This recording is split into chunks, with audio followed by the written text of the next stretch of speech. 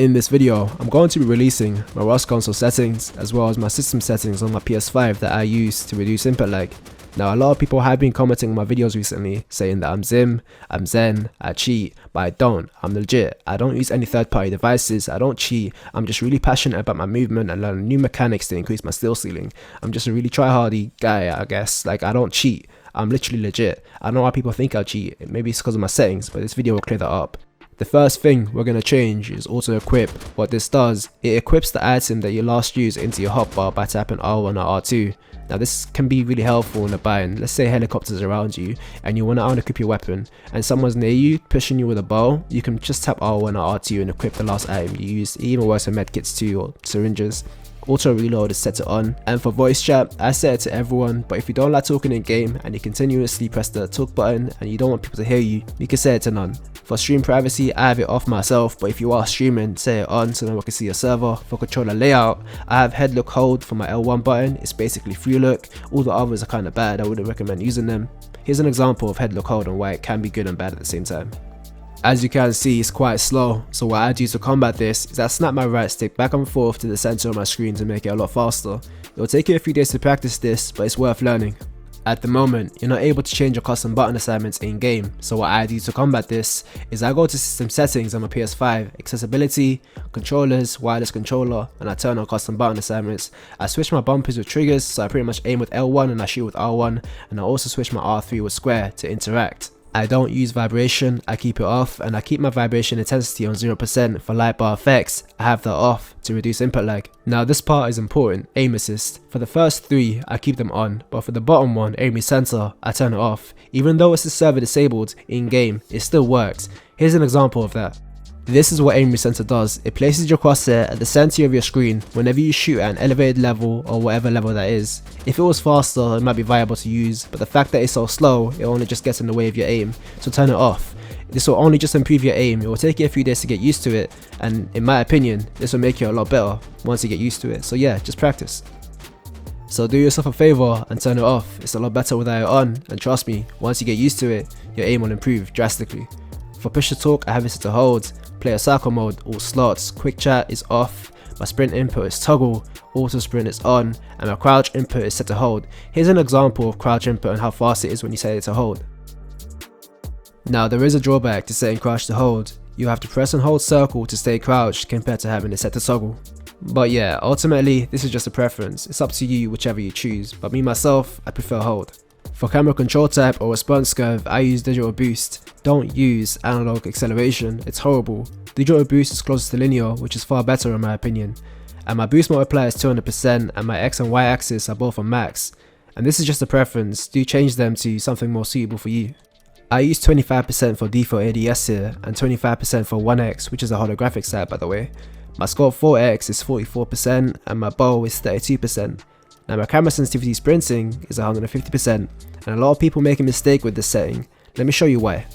When you select anything lower than 150% for camera sprinting sensitivity, it decreases the X and Y axis sensitivity when you're sprinting or free looking.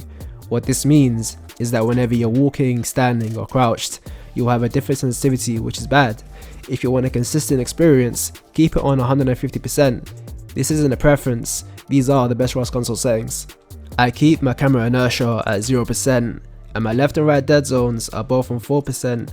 I would go lower, but I have stick drift. Even at 4%, I have stick drift. Make sure your dead zones are no higher than 5. I have my HUD visibility on full, but I do have my HUD scale at 75% because it does give you a better focus towards the center of the screen. If you struggle to see your hotbar at 75%, your weakness is awareness. I recommend practicing your peripheral vision to increase your skill ceiling. These indicators here and the ping is just preference, but feel free to copy mine. Now for the audio, I keep my master volume on 100, menu music volume 10, in-game music volume on 0, SFX volume, hit marker volume and footstep volume, I have all three on 100%. Now for the UI SFX volume, I keep this on 10%. Let me show you why I keep my UI volume on 10%.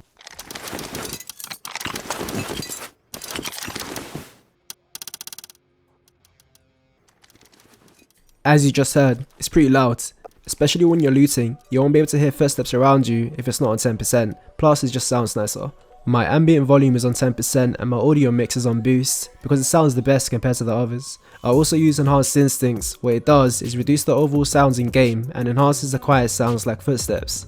My depth of field is turned off and I keep my blood turned off as well because it adds a bloody effect to your screen when you're low in health, making it harder to see.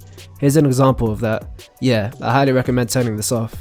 Sharpening and vignette are also turned off as well. I keep my terrain quality on very low and I have my FPS limit set to off so I can play at 60 FPS. For my field of view, I use 90 because it widens your field of vision, allowing you to see more on screen. I also turn off motion blur. Here's a quick demonstration of why you shouldn't use it.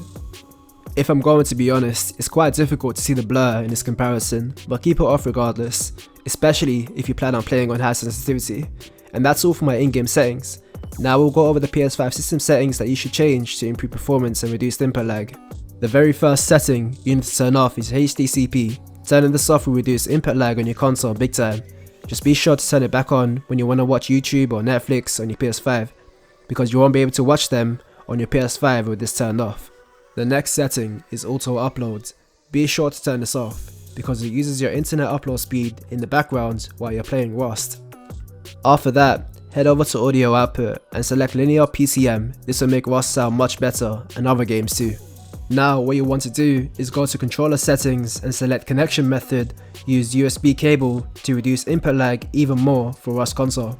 After you've done that, go to game presets and be sure to set it to performance mode so your PS5 performs better when playing Rust console. Lastly, go to manage followed games and unfollow every single game. What this does is it background refreshes every so often, fetching data about the games you follow, causing you to lag if the list is quite long, and typically it is. Make sure to manage it often. It's up to you if you want to keep a few. I recommend no more than 3 or 5.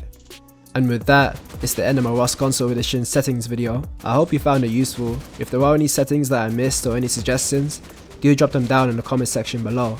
Also, if you need any help, just ask. I read every comment. But yeah, that's about it. See ya.